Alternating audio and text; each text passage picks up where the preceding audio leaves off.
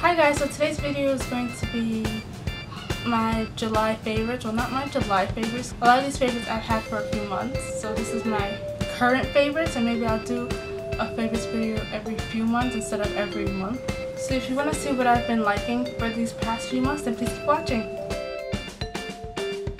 Okay, so my first favorite that I'm going to be mentioning is the Anastasia Beverly Shadow Couture World Traveler palette.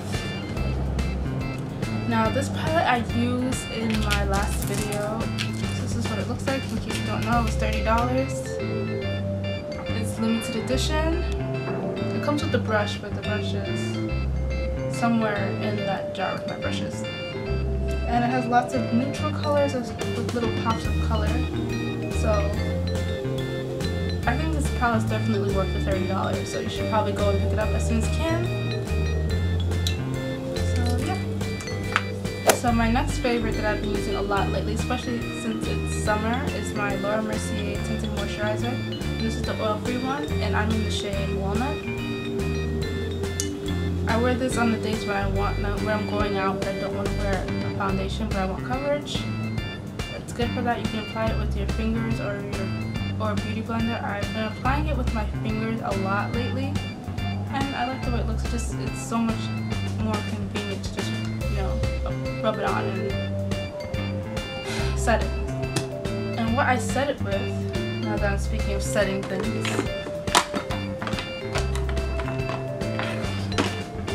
I set it with the Rimmel Stay Matte powder in the shade Transparent. The writing's fading because it was in my makeup bag when I was traveling and it rubbed off. But yeah, this is what it looks like. It's very good for setting your makeup and keeping you matte. Now it doesn't keep you matte for like hours and hours and hours because I'm very oily, especially since it's summer, but it keeps me matte a lot longer than a few other powders that do. Since we're on the topic of powders, I'm gonna mention my Mercier Blue Setting Powder in Translucent. I used this in my last video as well too. I bought this because a lot of people, like Rosita Applebum, I remember especially, was raving about using it to set your under eye, and it is very good for that. But I also use it all over my face because it is transparent. I am wearing it to set my under eye concealer, and my concealer is the NARS Radiant Creamy Concealer. I've had this for like I think over a year now, and it's almost done. And now lately I've been using it so much. I don't know why. I have in the shade Caramel. I just love the way it just, I don't know, it just blends into the skin so nicely. My next product is the NARS Sheer Glow, and I have the shade Macao. That looks like I'm wearing that on my face. Should I say about this? See, now when I was purchasing this, I was choosing between this one and the NARS Luminous one that recently came out. And I chose this one because I got a sample of that one, and it didn't want to set on my face. It just stayed tacky, so I did not like that feeling, especially since it's so hot in New York lately. I couldn't, so I really wanted to wash it off. So I got this one instead because I've been loving this one for like at least a year. I've been getting samples repeatedly, testing it out, and I'm like, I might as well just buy it. My next favorite, I mentioned in my last haul, which is a mini haul, is the Urban Decay Afterglow 8-Hour Blush in the shade Bang. I've been wearing this all the time. I'm not wearing it today. I was wearing it the first time I filmed this video, but I don't know. I wanted to try something different, so I've been wearing it a lot. So the next thing I've been liking this for a while, and I don't know if I've used this in a lot of my previous videos, is the Makeup Forever Pro Sculpting Duo in number 2. Oh, for that. 2. I'm wearing this on my cheeks and on my eyes. I'm wearing both colors on my eyes. The sculpting color is in my crease. I'm using this on my cheeks, but I have another highlighter on top of it, and I'll mention that one next. This one, I didn't want to, have this part go to waste, so I figured it could be a good transition shade, or I could use it, I don't know, as a blush. Can you even see that? an interesting texture in the pan. Like it almost feels like it's difficult to pick up, well, the brown shade from my eyes almost. But I still like it. So the next highlight that I mentioned that I layered that one with is the Becca collaboration with Jaclyn Hill. This is the one in Champagne Pop. Of course, if you somehow live under a rock and don't know what this looks like by now, I'm wearing this on top of the Makeup Forever one. Oops. And this is this highlighter, I'm like almost lost for words for it. Some people were saying that it wouldn't. I can't talk. Some people were saying that it's too light for darker skin.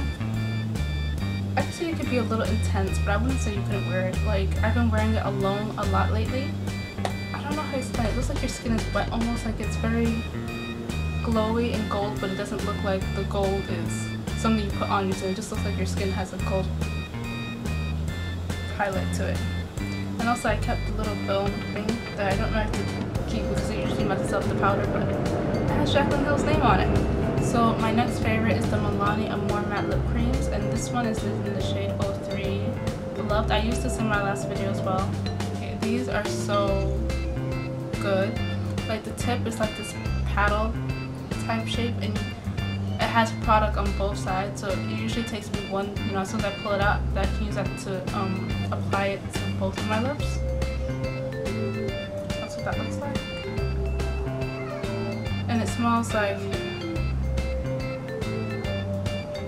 buttercream, like a really, really sweet candy. Like that's what it smells like. So it may be a little bit too much for some people, but I don't think I continue to notice it as I wear it, but the scents don't bother me that much. Okay, this next favorite, since we're on the lip theme, is this Makeup Forever Artist Plexi Gloss in Fore. This was mentioned in my mini haul. I like this color. I got this one because I wanted to get like a lighter one, like a nudie one, but it was like transparent on my lips, and it's not gonna pay this much for a lip gloss for it to be clear.